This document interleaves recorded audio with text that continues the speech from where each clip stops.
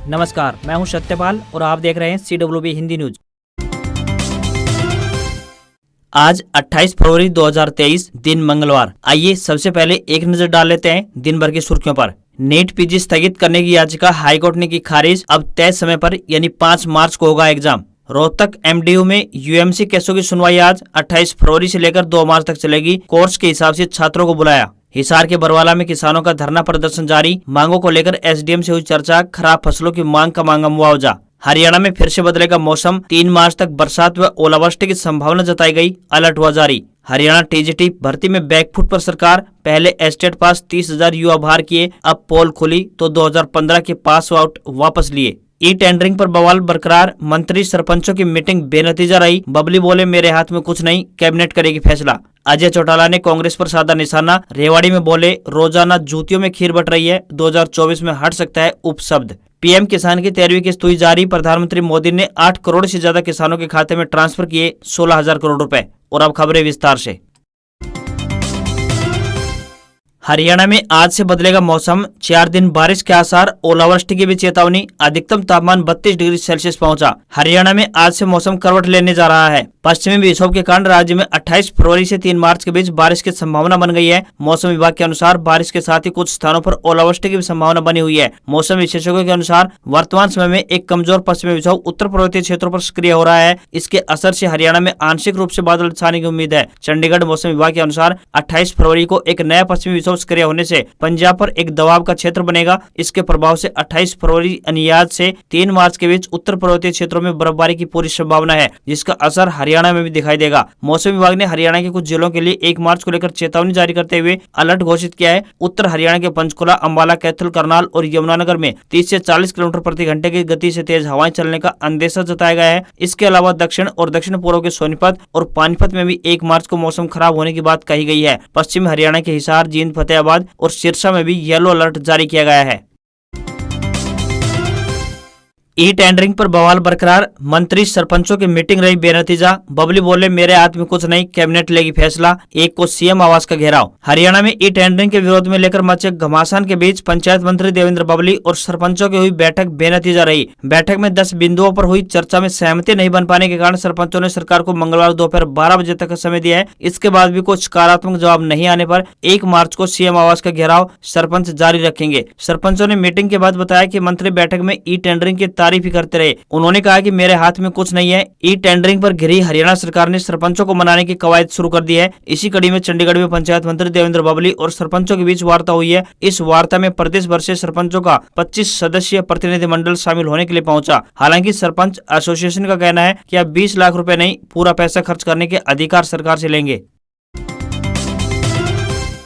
मनीष सिसोदिया की गिरफ्तारी पर रोहतक में बवाल। अर्धनग्न आप कार्यकर्ताओं पर लाठीचार्ज। बीजेपी प्रदेश कार्यालय के घेराव में एक घायल। हरियाणा के रोहतक में आम आदमी पार्टी के कार्यकर्ताओं व नेताओं ने CBI द्वारा दिल्ली के डिप्टी CM मनीष सिसोदिया की गिरफ्तारी को लेकर प्रदर्शन किया। इस दौरान आप कार्यकर्ता भाजपा के प्रदेश कार्यालय पर प्रदर्शन करते हुए पहुंचे तो पुलिस ने उन पर लाठीचार्ज किया। इस लाठीचार्ज से एक कार्यकर्ता घायल हो गया। दिल्ली के डिप्टी CM मनीष सिसोदिया को CBI ने शराब घोटाले के आरोप में गिरफ्तार किया। इसको लेकर आम आदमी पार्टी के कार्यकर्ताओं ने रोहतक में प्रदर्शन किया। विनेश फोगाट का योगेश्वर दत्त पर निशाना। कहा WFI से जुड़े विवाद में अध्यक्ष का समर्थन और फैक्ट लीक किए, कमेटी से तुरंत हटाया जाए। भारतीय कुश्ती संघ यानी WFI के अध्यक्ष ब्रजभूषण शरण सिंह पर कुछ इंटरनेशनल पहलवानों द्वारा लगाए गए शारीरिक शोषण के आरोपों से जुड़े मामले में एक नया मोड़ आ गया है। इस मामले की जांच के लिए इंडियन ओलंपिक एसोसिएशन यानी IOA और खेल मंत्रालय की ओर से गठित अलग अलग जांच कमेटियों में शामिल इंटरनेशनल पहलवान योगेश्वर दत्त की भूमिका पर आरोप लगाने वाले रेसलर्स में शामिल विनेश फोगाट ने सवाल उठाए हैं। विनेश फोगाट ने अपने ट्वीट में सीधे योगेश्वर दत्त का नाम तो नहीं लिया, मगर अप्रोक्स रूप से उनका जिक्र करते हुए लिखा कि मामले की जांच कर रही दोनों कमेटियों में शामिल एक मेंबर पहलवानों की यौन उत्पीड़न से जुड़ी हुई शिकायत के तथ्य लीक कर रहा है और ऐसा उन्हें मीडिया रिपोर्ट से पता चला है। इसलिए इस सदस्य को तुरंत जांच कमेटी से हटाया जाना चाहिए। अजय चौटाला ने कांग्रेस पर साधा निशाना, रेवाड़ी में बोले रोजाना जूतियों में खीर बट रही, 2024 में हट सकता है उपशब्द। जननायक जनता पार्टी के संरक्षक एवं पूर्व सांसद अजय चौटाला सोमवार को रेवाड़ी में अपने बेटे दिग्विजय चौटाला की शादी का न्योता देने पहुंचे। इस दौरान कार्यकर्ताओं को संबोधित करते हुए उन्होंने कांग्रेस पार्टी पर निशाना साधा। अजय चौटाला ने कहा कि आज देश में 100 साल पुरानी पार्टियों का हाल देख सकते हैं। हरियाणा में पिछले 8.5 साल में कांग्रेस को अपने 3 प्रदेश अध्यक्ष बदलने पड़े। उनकी पार्टी में तो रोजाना जूतियों में खीर बट रही है। ये हाल इसी प्रदेश में नहीं बल्कि हर जगह है। चाहे राजस्थान में अशोक गहलोत और सचिन पायलट का विवाद हो या फिर किसी अन्य स्टेट में, हर जगह एक जैसी स्थिति है। अजय चौटाला ने कहा कि हमारी पार्टी को बने सिर्फ 4.5 साल हुए हैं। कार्यकर्ताओं की बदौलत आज सत्ता में भागीदार है। हमें बूथ लेवल तक संगठन को खड़ा करना होगा। अगर बूथ लेवल पर आकर हम मजबूत हो गए तो फिर हमारा वोट प्रतिशत 17.5 से लेकर 51% पहुंचने में देर नहीं लगेगी और 2024 में फिर हमारे आगे से उपशब्द भी हट जाएगा। उन्होंने कहा कि चुनाव में 1.5 साल का वक्त बचा है, अभी से तैयारी शुरू करने की आवश्यकता है। टीजीटी अभ्यर्थियों के लिए खुशखबरी, हरियाणा एसएससी ने 2015 के एस्टेट पास वालों को दिया मौका। हरियाणा में ट्रेंड ग्रेजुएट टीचर यानी टीजीटी भर्ती को लेकर खट्टर सरकार बैकफुट पर आ गई है। पहले 2015 में हरियाणा टीचर्स एलिजिबिलिटी टेस्ट यानी एस्टेट पास 30,000 युवाओं को टीजीटी के 7,471 पदों से बाहर कर दिया गया था, लेकिन सोमवार देर शाम उन्हें फिर इस प्रक्रिया में शामिल कर दिया गया। इस संबंध में सरकार ने एक नोटिफिकेशन भी जारी कर दिया है। इससे पहले सरकार के फैसले पर सांसद दीपेंद्र हुड्डा ने राज्य की बीजेपी जेजेपी गठबंधन सरकार को जमकर फटकार लगाई थी। सांसद दीपेंद्र हुड्डा ने लिखा था कि भर्ती में बैठने का मौका दिए बिना सरकार ने 30,000 एस्टेट पास युवाओं के सर्टिफिकेट को रद्दी में बदल दिया। 8.25 साल में हरियाणा की बीजेपी जेजेपी सरकार ने एक भी जेबीटी भर्ती नहीं निकाली। करीब 1 लाख एस्टेट पास युवा भर्ती का इंतजार कर रहे हैं। अनिल विज ने राहुल गांधी को बताया टेलर, बोले उन्हें अडानिया बुखार हुआ है, सीबीआई बिना सबूत मनीष को नहीं बनाएगी हीरो। हरियाणा के गृह मंत्री अनिल विज ने राहुल गांधी पर फिर से तंज कसा है। उन्होंने कहा है कि राहुल गांधी ऐसे टेलर मास्टर हैं जो सिले हुए कपड़े को दोबारा से सिल रहे हैं। देश तो पूरा का पूरा पहले से ही जुड़ा हुआ है। भारत जोड़ने की बात कह रहे हैं, अब टहलने के लिए घूमते रहो, पूर्व से पश्चिम, उत्तर से दक्षिण। उन्होंने राहुल गांधी के द्वारा मोदी व अडानी पर किए गए ट्वीट को लेकर भी पलटवार किया। उन्होंने कहा कि कई तरह के बुखार होते हैं, राहुल गांधी को अडानिया बुखार हो गया है, इसलिए सारा दिन वो वही राग अलापते रहते हैं। वहीं अनिल विज ने मनीष सिसोदिया की गिरफ्तारी पर कहा कि अगर सीबीआई ने मनीष सिसोदिया को गिरफ्तार किया है तो उनके पास भी तथ्य होंगे। बेवजह ही सिसोदिया को अंदर करके सीबीआई मनीष सिसोदिया को हीरो नहीं बनाएगी। कैथल से 1 मार्च को जयपुर के लिए सीधी बस, मेहंदीपुर बालाजी और श्री खाटू श्याम जाने वालों को होगा लाभ। हरियाणा के कैथल से करीब 4 साल के बाद जयपुर के लिए बस सेवा शुरू होगी। रोडवेज की यह बस दिल्ली से होकर जयपुर जाएगी। इससे यात्री मेहंदीपुर बालाजी और श्री खाटू श्याम के दर्शन कर पाएंगे। बस 1 मार्च से शुरू होगी। बस सुबह 7:30 बजे कैथल से जयपुर के लिए रवाना होगी। वापसी अगले दिन जयपुर से अल सुबह 3:30 बजे कैथल के लिए रवाना होगी। बता दें कि साल 2020 में कोरोना महामारी के कारण काफी समय से लंबे रूटों पर बस सेवा बंद है। इस कारण यात्रियों को जगह जगह बसें बदलकर अपने गंतव्य तक पहुंचना पड़ता है। अब कैथल डिपो में भी रोडवेज बेड़े में लगातार बसें आ रही हैं, जिसके चलते रोडवेज ने जयपुर जाने वाली बसों को शुरू करने का निर्णय लिया है। साथ ही आपको यहाँ पर बताते चले कि हाल ही में कुछ दिन पहले ही हरिद्वार का रूट भी कैथल डिपो ने बहाल किया है। हरियाणा में 8 साल में 5 गुना बढ़ा कृषि बजट, भिवानी में कृषि मंत्री का दावा, किसानों के लिए अच्छी नीतियां लाई। हरियाणा के कृषि मंत्री जेपी दलाल ने कहा कि भाजपा सरकार ने 8 सालों में कृषि का बजट 5 गुना बढ़ाया है। उनका लक्ष्य किसानों की सेवा करना और उनके लिए अच्छी से अच्छी नीतियां लागू करना है। वे सोमवार को भिवानी में जनता दरबार में लोगों की समस्याएं सुन रहे थे। जेपी दलाल ने कहा कि हरियाणा में SC वर्ग के 600 किसानों को ट्रैक्टर खरीदने के लिए लकी ड्रा से 3-3 लाख रुपए की सब्सिडी दी जा रही है। ऐसे 50 से 52 किसानों को भिवानी में सब्सिडी दी जाएगी। उन्होंने दावा किया कि केंद्र में मोदी ने और हरियाणा में मनोहर लाल खट्टर ने 8 साल में कृषि का बजट 5 गुना तक बढ़ाया है। गोवंश के लिए बजट 40 करोड़ रुपए से बढ़ाकर 400 करोड़ किया गया है। सभी बेसहारा गोवंश को गौशालों में भेजा जाएगा। उन्होंने कहा कि हरियाणा के बजट में इस बार जल भराव व सेम से निजात पाने के लिए भी 1200 करोड़ रुपए मंजूर किए गए हैं। उन्होंने साथ ही ये भी कहा कि हमारा प्रयास किसानों की सेवा कर उनके लिए अच्छी से अच्छी नीतियां बनाना है।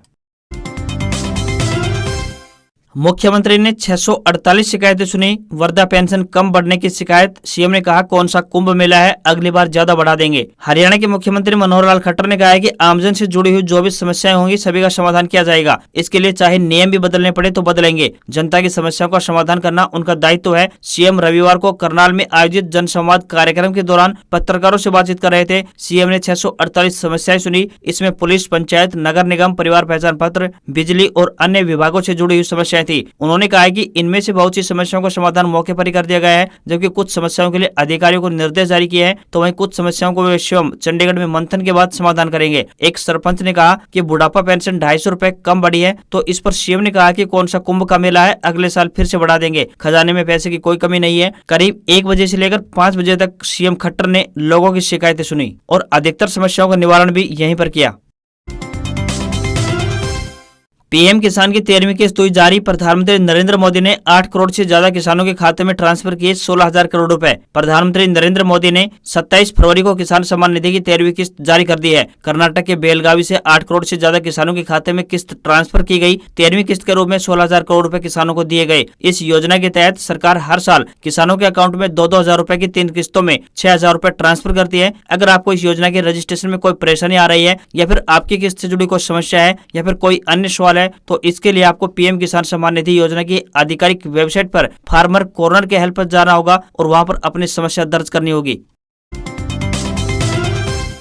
जैसे Bose university jobs update. Faridabad में आई क्लर्क व अन्य पदों पर भर्ती, आप भी भेज सकते हैं अपने आवेदन फॉर्म। जैसे बोस विज्ञान व प्रौद्योगिकी यूनिवर्सिटी फरीदाबाद द्वारा क्लर्क, लैब सहायक व स्टोर कीपर के पदों पर भर्ती के लिए आवेदन मांगे गए हैं। जो भी उम्मीदवार इन पदों के लिए इच्छुक है वह अपने आवेदन भेज सकता है। आपको बता दें कि भर्तियां कॉन्ट्रैक्ट आधार पर की जाएंगी। आवेदन करने की अंतिम तिथि 10 मार्च 2023 तय की गई है। क्लर्क के लिए उम्मीदवार स्नातक पास होने चाहिए तथा इंग्लिश टाइप में उनकी स्पीड 30 शब्द प्रति मिनट होनी चाहिए। वहीं लैब असिस्टेंट के लिए आवेदक के पास बीएससी या इंजीनियरिंग में कम से कम 3 साल का डिप्लोमा होना चाहिए। वहीं स्टोर कीपर के पदों की बात करें तो आवेदन भेजने वाले उम्मीदवार प्रथम श्रेणी से 12वीं पास होने चाहिए अथवा 3 साल के कार्य अनुभव के साथ बीएससी पास होने चाहिए। यह भर्ती निःशुल्क यानी फ्री की जाएगी। न्यूनतम आयु 18 वर्ष और अधिकतम आयु 42 वर्ष तय की गई है। इन पदों के लिए उम्मीदवारों को ऑफलाइन आवेदन भरने होंगे।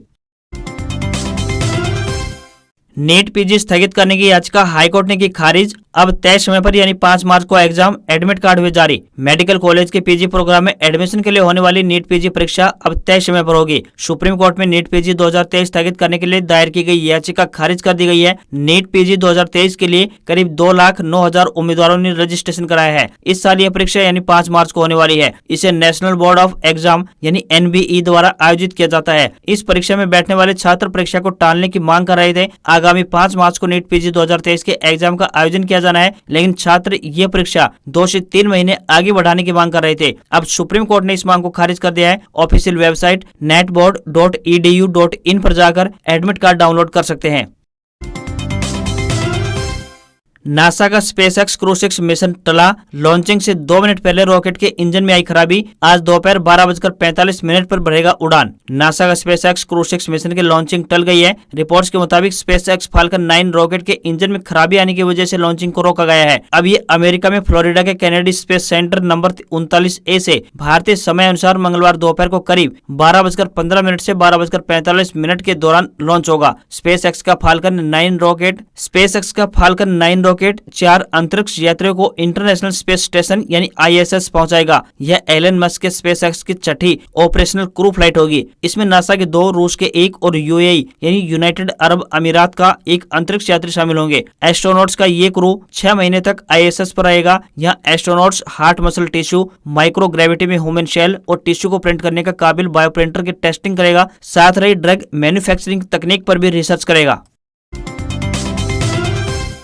अडानी ग्रुप के 10 में से 9 शेयरों में गिरावट। फ्लैगशिप कंपनी एंटरप्राइजेज 9% से ज्यादा टूटा। सेंसेक्स 175 अंक गिरकर 59,288 के स्तर पर बंद। भारतीय शेयर बाजार में हफ्ते के पहले कारोबारी दिन गिरावट देखने को मिली। सेंसेक्स 175 अंक गिरकर 59,288 के स्तर पर बंद हुआ। निफ्टी की बात करें तो ये भी 73 अंक टूटा और ये फिसलकर 17,392 के स्तर पर पहुंच गया। सेंसेक्स के 30 शेयरों में से 18 में गिरावट देखने को मिली तो वहीं 12 में तेजी दिखाई दी। अडानी ग्रुप के 10 शेयरों में से 9 में गिरावट देखने को मिली है। वहीं सराफा बाजार की बात करें तो बाजार में सोने और चांदी में गिरावट देखने को मिली। 24 कैरेट सोना 55,666 रुपए प्रति 10 ग्राम के स्तर पर बंद हुआ। चांदी की बात करें तो ये 63,446 रुपए प्रति किलोग्राम के स्तर पर पहुंच गई है। वहीं डॉलर रुपया के मुकाबले 10 पैसे मजबूत हुआ है। $1 का रेट 82 रुपए 85 पैसे के स्तर पर बंद हुआ। आज खबरों में बस इतना ही। देखते रहिए CWB हिंदी न्यूज। नमस्कार। अगर आप देश दुनिया की ताजा तरीन खबरों से अपडेट रहना चाहते हैं तो हमारे दूसरे चैनल CWB हेडलाइंस पर विजिट करें और चैनल को सब्सक्राइब व लाइक शेयर करना ना भूलें। नमस्कार।